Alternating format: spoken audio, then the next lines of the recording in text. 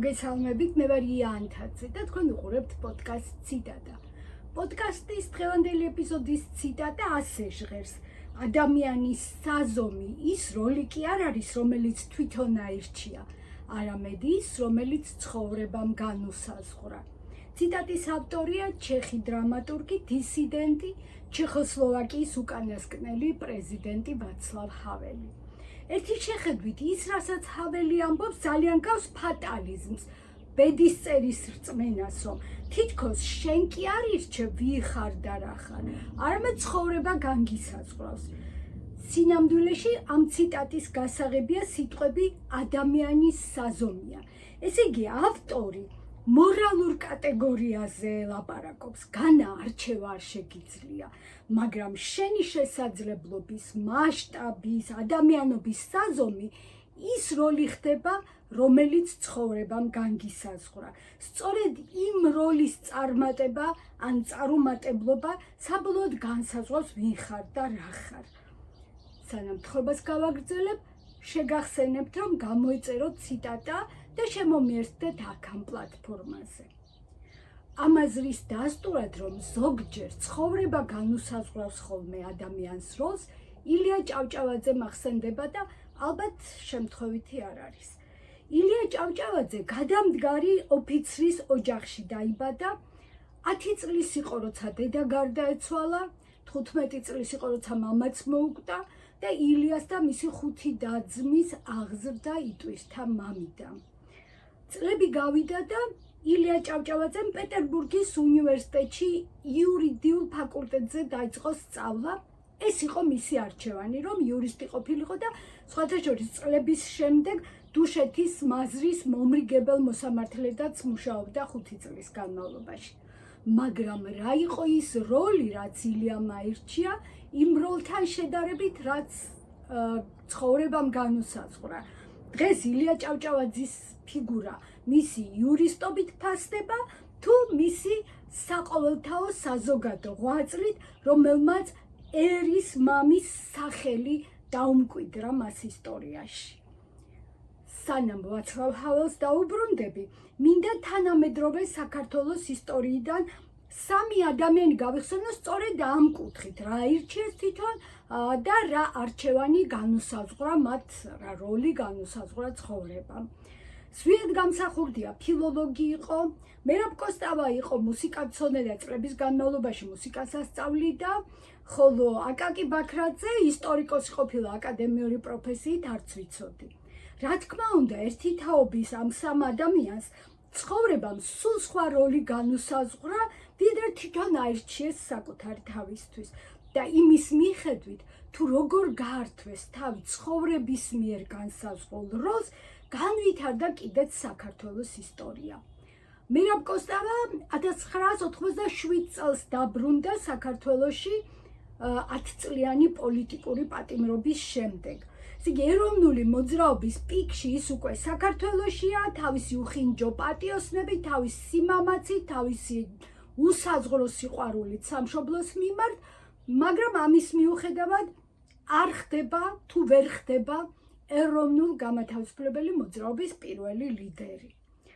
აკაკი ბაქრაძემ 1980-იანი წლების ბოლოს უდიდესი წვლილი შეიტანა ქართველების ცნობიერების ცვლილებაში, გარდაქმნაში.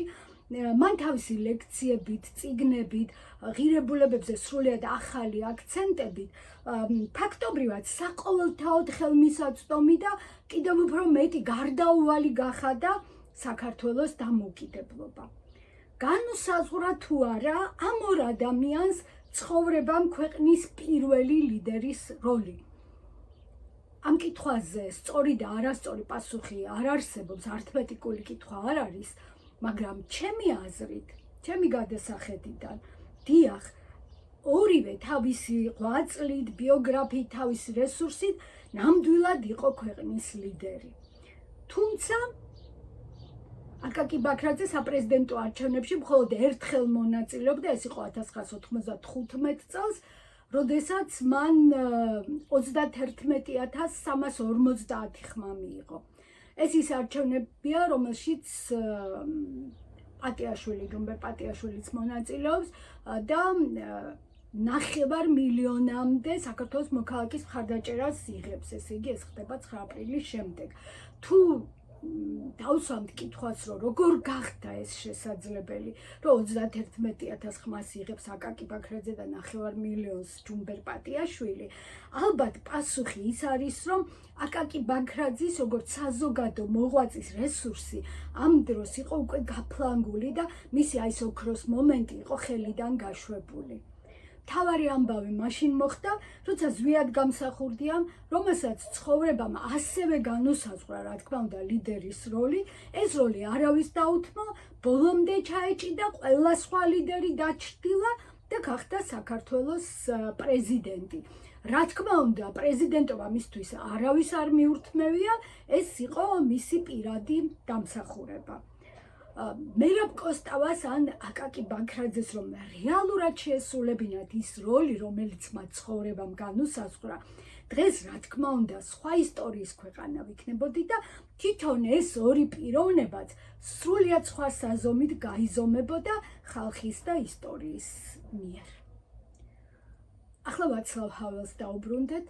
ვაცლავ ჰაველი პროფესიით იყო დრამატურგი, თუმცა ეროვნული იდეა ახალგაზრდობიდან არ ასვენებდა, დისიდენტობის გამო 4-ჯერ მოიხადა პატიმრობა, მაგრამ ის როლი, რომელიც მას ცხოვრებამ განუსაზღვრა, გამოიკვეთა მოგვიანებით 1999 წელს, როცა 4-ვე პატიმრობა უკვე მოხდილი ჰქონდა და აგარაკზე ცხოვრობდა აი ამ ბოლო პატიმრობის შემდეგ. ამ დროს სწორედ ჩეხოსლოვაკიის დედაქალაქში პრაღაში ხელისუფლებამ უმოწყალოდ დაარბია თავისუფლების მოყვარე ახალგაზრდების აბსოლუტურად მშვიდობიანი აქცია და ეს რომ გაიგო ჰაველმა, მაშინვე პრაღაში დაბრუნდა, ახალგაზრდებმა და ვაცლავ ჰაველმა ძალიან სწრაფად იპოვეს ერთმანეთი, უცებ დასახეს გეგმა, უცებ დასახეს ფინალი რა უნდა ყოფილიყო, როგორ უნდა მისულიყვნენ ამ ფინალამდე და ისე მოხდა, რომ დაიწყო ხავერდოვანი რევოლუცია 1989 წლის 17 ნოემბერს და 29 დეკემბერს იმავე წლის, ანუ ფაქტობრივად თვენახევარიც კი არ იყო გასული, რომ 41 წლიანი კომუნისტური სისტემა სრულიად მშვიდობიანად და უსისხლოდ დასრულდა ჩეხოსლოვაკიაში, ხოლო ვაცლავ ჰაველი შემდეგ ქვეყნის პრეზიდენტი გახდა და ისტორიამ მისი სახელი ნამდვილად ლეგენდად შემოინახა. ჰაველის ციტატა იმით მიიპყრო ჩემი ყურადღება, რომ არ მჯერა საქართველოს დღევანდელი ხელისუფლების დამარცხების არც არჩევნებში, არც არჩევნების გარეშე, სანამ ქვეყანას ძლიერი ოპოზიციური ლიდერი არ ეყოლება. გულწრფელად მინდოდა, რომ ოპოზიციური პარტიების ისეთი ერთობა დამენახა, რომ მეთქვა, რომ ეს არათუ ლიდერის საპირწონეა, არამედ გადაწონის კიდეც ერთ პიროვნულ ლიდერს, უფრო ძლიერია ეს ერთობა, ვიდრე ლიდერი იქნებოდა. მაგრამ ამ იმედს დავემშვიდობე. ახლა ვფიქრობ, საქართველოში პოლიტიკური პროცესი ისე ვითარდება, რომ ცხოვრება ვინმეს აუცილებლად განუსაზღვრავს ამ როლს, რომ ოპოზიციის ლიდერი გახდეს და ის ვინმე სწორედ ამით გაიზომება, როგორ გაართმევს თავს ცხოვრების მიერ დაკისრებულ აი ამ ძალიან საპასუხისმგებლო მისიას. რამდენიმე დღის წინ რადიო თავისუფლების ეთერში გამოქვეყნდა ნასტასია არაბულის შესანიშნავი ინტერვიუ რეჟისორ გიორგი თავართქილაძესთან. ამ ინტერვიუში გიორგი თავართქილაძე ამბობს, რომ 2024 წლის შემოდგომაზე ქართველმა ხალხმა ნამდვილად გაიმარჯვა რეჟიმზე, როდესაც დემონსტრანტებს უმოწყალოდ ცემდნენ, წამლავდნენ, აპატიმრებდნენ და ქუჩაში სულ უფრო და უფრო მეტი ხალხი გამოდიოდა. როგორც გიორგი ამბობს, ოპოზიციურ პარტიებს არ ეყოთ ძალა იმისთვის, რომ აი ეს ხალხის გამარჯვება საფუძვლად გამოეყენებინათ და პოლიტიკური პროცესის გაგრძელება აი ამ საფუძველზე დაეფუძნებინათ. გიორგი თავართქილაძეს ერთი ფრაზა განსაკუთრებით საყურადღებო მგონია, აი რას ამბობს. ეს იყო ჩვენი სრული მიამიტობა, როცა ვთქვით, რომ ლიდერი არ გვჭირდება. ჭადრაკის თამაში რომ თქვა, ეს მხედარი არ მჭირდება, იმიტომ რომ სულ მიკლავენო. ციტატის დასასრული. დიახ, ეს არგუმენტი მეც ბევრჯერ მომისმენია, რომ ოპოზიციას რო ერთი ლიდერი ყავდეს, მას დაიჭერენ და პროცესს მთლიანად მოგუდავენ. სინამდვილეში კი პოლიტიკური ლიდერის დაპატიმრების არაერთი შემთხვევა იცის ისტორიამ და შემდეგ ისე ხდებოდა ხოლმე, რომ ეს ლიდერები ლეგენდებად იქცეოდნენ და რეჟიმი კი უკვალოდ ქრებოდა. ამიტომ ეს აზრი, რომ ლიდერი არ გვინდა, იმიტომ რომ დაპატიმრებენ, მეც მიამიტობად მიმაჩნია. დღეს საპროტესტო მოძრაობის მთავარი პრობლემა ის არის, რომ არავის უნდა და არავის შეუძლია, რომ აიღოს პასუხისმგებლობა სხვა ადამიანებზე. ვერავინ ხედავს ვკაფიოდ, როგორი უნდა იყოს ფინალი და როგორი უნდა იყოს გზა ამ ფინალამდე. მიხეილ სააკაშვილმა ეს გზა გაიარა ერთხელ მშვიდობით, ნიკოლ ფაშინიანმაც გაიარა ეს გზა ასევე მშვიდობიანად სომხეთში. ვაცლავ ჰაველის ლიდერობით ჩეხოსლოვაკიამ გაიარა თავის დროზე ეს გზა, სხვა ქვეყნებმაც გაიარეს და ალგორითმი ყველგან ერთი და იგივეა. ცვლილების მსურველი ხალხის ნდობის მოპოვება და შემდეგ ამ ხალხის ორგანიზება იმგვარად, რომ ეს ცვლილებები გახდეს შესაძლებელი. ვაცლავ ჰაველი სანამ ხავერდოვანი რევოლუციის ლიდერი გახდებოდა, დიდხანს ფიქრობდა და წერდა იმის შესახებ, თუ რა იყო კომუნისტური სისტემის საყრდენი ერთი მხრივ და წინააღმდეგობის ღერძი რა იყო მეორე მხრივ. ძალიან მოკლედ თუ ვიტყვი, სისტემა მთლიანად ეყრდნობოდა ტყუილზე დაფუძნებულ იდეოლოგიას და ხალხის შემოკრებას ამ იდეოლოგიის და ამ ტყუილის ირგვლივ.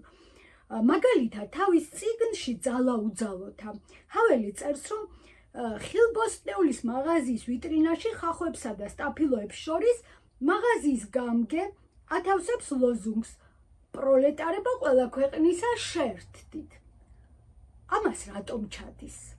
კითხულობს ჰაველი და თვითონვე პასუხობს თავის კითხვას, რომ ამ ლოზუნგის ყველა კუთხეში განთავსებით ადამიანები რეჟიმს თავის ერთგულებას აჩვენებენ. ახლა მე ვიტყვი, რომ ჩვენ რეალობაში ასეთი გამაერთიანებელი და სისტემის მხარდამჭერი ფრაზა არის, რომ მშვიდობა მინდა, ომის მეშინია. დღეს როცა რუსეთი ვერ ეომება ვერც სომხეთს, ვერც აზერბაიჯანს, ვერც მოლდოვას და საერთოდ ვერც ერთ ქვეყანას უკრაინის გარდა, ჩვენთან მაინც გამჭრელ არგუმენტად მიიჩნევა ეს, რომ აი მშვიდობა მინდა და ამიტომ ვაძლევ ხმას ქართულ ოცნებას.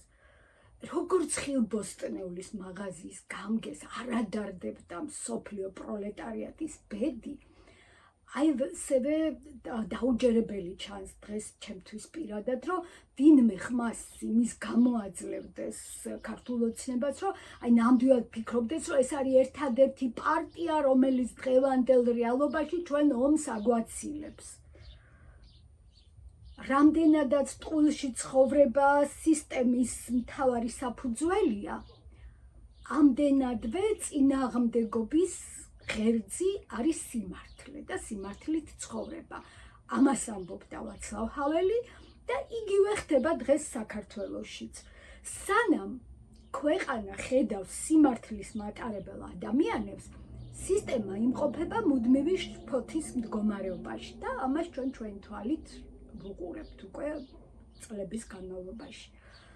პატიმრები ციხეში, რომლებიც არ აღიარებენ იმ დამნაშაულს, რომელიც არ ჩაუდენიათ და რუსთაველის გამზირის პროტესტი არის ის სიმართლის კუნძული, რომელიც ან უნდა დაძიროს ხელისუფლება და ან უნდა შეეგუოს იმას, რომ ეს კუნძული გაფართოვდება. და იმის გამო, რომ ამდენი ხნის განმავლობაში 2024 წლის შემოდგომიდან მოყოლებული ვერ ერევა ამ კუნძულს და ვერც პატიმრები გატეხა და ვერც აქციის მონაწილეები გაუშვა სახლში, ფაქტობრივად მოსალოდნელი არის ჩვენთვისაც და ხელისუფლებისთვისაც არ უნდა იყოს დიდი სიახლე, რომ ეს კუნძული გაფართოვდება. და ამიტომ ვფიქრობ, რომ ადრე თუ გვიან ცხოვრება აუცილებლად განუსაზღვრავს ვინმეს იმ როლს, რომელიც დღეს არსებული ლიდერის ბიძინა ივანიშვილის საპირწონე ლიდერს წარმოქმნის. და რა თქმა უნდა, არ ვიცი ვინ იქნება და როგორი იქნება, მაგრამ ის კი ვიცი, რომ მისი ავკარგი სწორედ იმით განისაზღვრება, თუ როგორ შეასრულებს აი ამ უაღრესად საპასუხისმგებლო როლს, რომელსაც ცხოვრება განუსაზღვრავს. დღეს ამით დავასრულებ გადაცემას და ხვალამდე დაგემშვიდობებით. ვიცი, რომ დღევანდელი გადაცემის ძირითად იდეაში ბევრი არ დამეთანხმება, ასე მგონია მე, იმიტომ რომ არ არის დღეს ჩვენთან პოპულარული ეს იდეა, რომ უნდა ველოდოთ ახალი ლიდერის გამოჩენას და მეც ადრე დამიწერია და მithქვამს, რომ ძალიან გადაავადებს ცვლილებებს ლიდერის მოლოდინი, მაგრამ პირადად მე ჩემი სიმართლე გაგიზიარეთ, როგორც ამას ყოველთვის ვაკეთებ, არ ვიცი ვინ დამეთანხმებით და ვინ არა. გიტოვებთ თხოვნას, გამოიწერეთ ციტატა და რა თქმა უნდა, დიდი და გულწრფელი მადლობა ყველას, ვინც ჩემთან ერთად ხართ.